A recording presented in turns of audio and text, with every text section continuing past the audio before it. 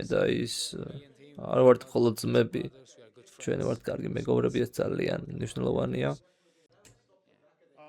ილია ახლო წარსულში რთულ სიტუაციაში იყო და საუბრობდა მის შესახებ, თუ როგორ გაიზარდეთ. ის ყოველთვის იპარავდა შენ ფეხსაცმელებს და მსგავს ნივთებს. თქვენი ზიარებდით საერთო ფეხსაცმელებს.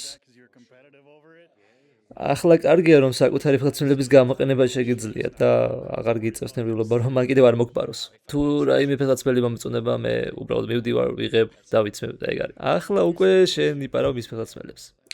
ახლაც ისია როგორც ყოველთვის იყო. თუ მას მოსწონს რამე მეტყვის და მივცემ. თუ რამე მე მომეწონება, ვეტყვი მომეცი, შემდეგ დღეს უკვე ჩემია.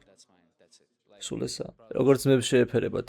არ ვიცი სხვებისთვის როგორაა, მაგრამ როგორც გითხარით, მე და ის არ ვართ მხოლოდ ძმები, ჩვენ ვართ კარგი მეგობრები, ეს ძალიან მნიშვნელოვანია. ზოგიერთის ოჯახში მხოლოდ საერთო მაგიდაზე ჯდომა ნიშნავს ძმობას. ჩვენ ამ კატეგორიას არ მივეკუთვნებით.